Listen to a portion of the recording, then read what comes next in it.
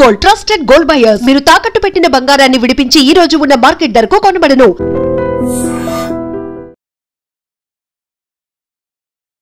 Welcome to iDream media. So జనరల్గా sugar patients rice తినకూడదు, తింటే షుగర్ లెవెల్స్ పెరుగుతాయి ఇలా చెప్తూ ఉంటారు. అయితే షుగర్ పేషెంట్స్ బ్లాక్ రైస్ తీసుకోవచ్చా? బ్లాక్ రైస్ తీసుకుంటే షుగర్ని కంట్రోల్ చేసుకోవచ్చా, తగ్గించుకోవచ్చా? సో అసలు ఏంటి మనకు తెలియని విషయాలు బ్లాక్ రైస్ గురించి వివరాలు తెలుసుకుందాం. మనతో పాటు ప్రముఖ డైటీషియన్ పావని గారు ఉన్నారు. మ్యామ్ నమస్తే అండి. నమస్తే అండి. మేడం, జనరల్గా షుగర్ పేషెంట్స్ రైస్ తీసుకోకూడదు అంటారు. రైస్ తీసుకుంటే షుగర్ లెవెల్స్ వెంటనే పెరిగిపోతాయా? అవును, రైస్ తీసుకుంటే సింపుల్ కార్బ్స్ కదండి, బ్లడ్ షుగర్ లెవెల్స్ని స్పైక్ చేసేస్తుంది ఖచ్చితంగా. ఓకే, ఇప్పుడు దాని బదులుగా చాలా మిల్లెట్స్ వచ్చాయి, మిల్లెట్స్ తీసుకుంటూ ఉన్నారు. అంటే మిల్లెట్స్ తీసుకుంటే ఓకేనా? రైస్ తినాలని క్రేవింగ్స్ ఉన్న వాళ్ళు ఈ బ్లాక్ రైస్ని ట్రై చేయొచ్చా? బ్లాక్ రైస్ని ఖచ్చితంగా ట్రై చేయొచ్చు. బ్లాక్ రైస్ తీసుకోవడం వల్ల కొన్ని హెల్త్ బెనిఫిట్స్ ఉన్నాయి. కంపారిజన్ చేసుకుంటే వైట్ రైస్ కంటే బ్లాక్ రైస్ టాప్ ప్లేస్లో ఉందండి. ఎందుకంటే ఇందులో ఫైబర్ ఉండడం వల్ల, ఇందులో మెయిన్గా గ్లైసమిక్ ఇండెక్స్ తక్కువ ఉంటుంది. గ్లైసమిక్ ఇండెక్స్ తక్కువ ఉండడం వల్ల బ్లడ్ షుగర్ లెవెల్స్ కంట్రోల్లో ఉంటాయి. ఇన్సులిన్ ఇమీడియట్గా బ్లడ్ షుగర్ లెవెల్స్ స్పైక్ అనేది జరగదు. సెకండ్ వచ్చేసి ఇందులో ఫైబర్ ఉంటుంది, ప్రాపర్ డైజెషన్కి హెల్ప్ అవుతుంది, గట్ హెల్త్కి కూడా బాగుంటుంది. డైజెషన్కి హెల్ప్ అవుతుంది బ్లాక్ రైస్లో ఫైబర్ ఉండడం వల్ల. మెయిన్గా యాక్చువల్గా బ్లాక్ రైస్లో యాంటీ ఆక్సిడెంట్స్ ఎక్కువ ఉంటాయండి. ఇందులో యాంథోసైనిన్స్ అనేవి ఉంటాయి. మనకు బ్లూబెర్రీస్, బ్లాక్బెర్రీస్లో దొరుకుతుంది. ఈ యాంథోసైనిన్స్ వచ్చేసి యాంటీ ఆక్సిడెంట్స్, మన బాడీలో ఇన్ఫ్లమేషన్, డయాబెటీస్ వాళ్ళకి ఏదైనా దెబ్బ తాకినా కూడా ఇన్ఫ్లమేషన్ వల్ల తగ్గదు తొందరగా. సో ఇన్ఫ్లమేషన్ని తగ్గిస్తుంది. యాంటీ ఆక్సిడెంట్స్ ప్రాపర్టీస్ ఉంటాయి కాబట్టి మనకు ఆక్సిడేటివ్ స్ట్రెస్ని తగ్గిస్తుంది అనమాట.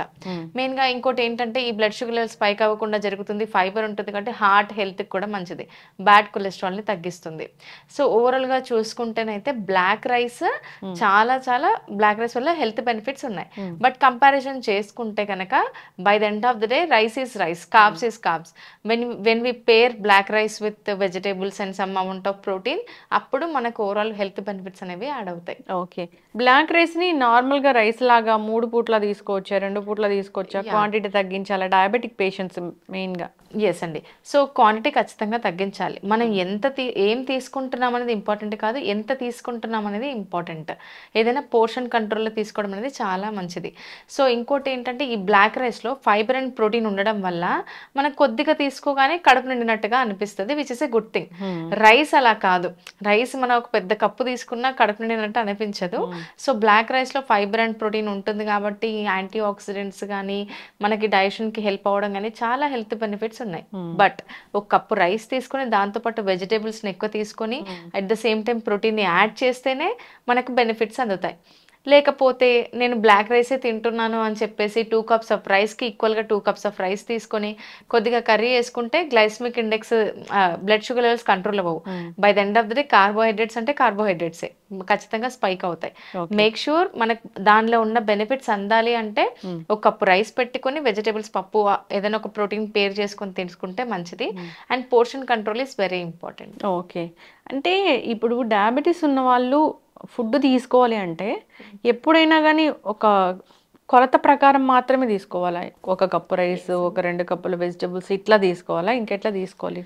By the end of the day చూడండి, మనము డయాబెటీస్ని కంట్రోల్ చేయాలన్నా, ఏ లైఫ్ స్టైల్ డిజార్డర్ని కంట్రోల్ చేయాలన్నా క్వాంటిఫైడ్ న్యూట్రిషన్ అనేది చాలా ఇంపార్టెంట్.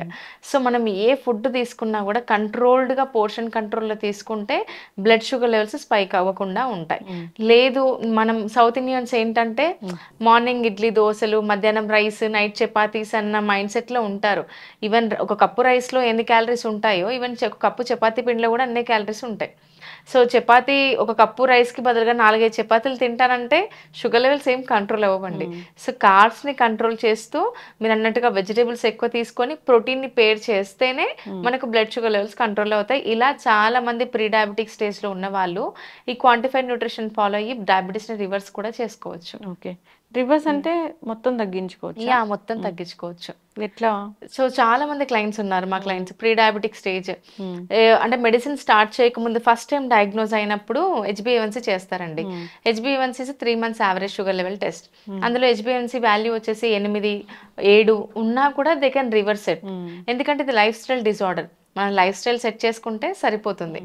సో వాళ్ళు రివర్స్ చేసుకొని ఖచ్చితంగా హెల్దీ లైఫ్ స్టైల్ మెయింటైన్ చేస్తూ by the end of the day diabetes రాకుండా మెడికేషన్ యూస్ చేయకుండా హెల్దీ లైఫ్ స్టైల్ మెయింటైన్ చేస్తూ బ్యాలెన్స్ చేసుకోవచ్చు. ఖచ్చితంగా డయాబెటీస్ కెన్ బి రివర్సబుల్ అండి. ఓకే, ఇప్పుడు డయాబెటీస్ ఉన్న వాళ్ళు తెలియక తినే పదార్థాలు ఏంటి, దానివల్ల షుగర్లు పెరగడం ఉంటుంది కదా, అది తెలియక మన లైఫ్ స్టైల్ సౌత్ ఇండియన్స్ అయితే తీసుకునే పదార్థాలు ప్రాసెస్డ్ అండ్ ప్యాకేజ్డ్ ఫుడ్ అనమాట. సో మనం ఎక్కువ దానికే ఈజీ థింగ్స్కి అలవాటు పడిపోతూ ఉంటాము. అంటే like packaged and processed food అయితే ఖచ్చితంగా మన బాడీని ఎఫెక్ట్ చేస్తుంది. ఇంకోటి ఏంటంటే మనము క్రేవింగ్స్, రైస్ తినకుండా ఉండలేమండి. 2 days ఉంటామేమో కానీ 3rd day ఖచ్చితంగా రైస్ మీద క్రేవింగ్స్ వచ్చేస్తాయి. సో ఇంకోటి ఏంటంటే ఈ రైస్ క్వాంటిటీ ఎక్కువ ఉంటుంది. ఇది తెలియకుండా నేను తినేస్తున్నాను కదా, నేను ఏం తినట్లేదు, బయట ఫుడ్ మొత్తానికి తినట్లేదు, ఇంట్లో ఉన్న ఫుడ్డే తింటున్నాను, అయినా నాకు డయాబెటీస్ వచ్చిందని కొంతమంది అనుకుంటూ ఉంటారు.